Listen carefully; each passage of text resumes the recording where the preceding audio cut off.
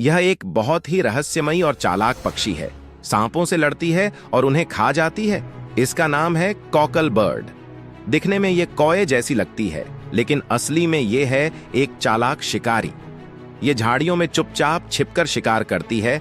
छोटे सांप, छिपकली, मेंढक और यहाँ तक कि चूहे भी इसका शिकार बनते हैं। ये हमेशा अकेली रहती है और अपने क्षेत्र में किसी और कूकल को घुसने नहीं देती, वरना जबरदस्त लड़ाई करती है।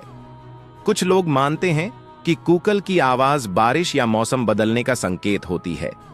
इसकी आवाज वूप वूप जैसी होती है,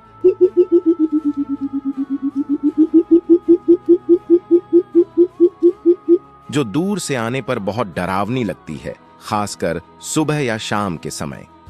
कई गांवों में लोग इसे अशुभ संकेत भी मानते हैं।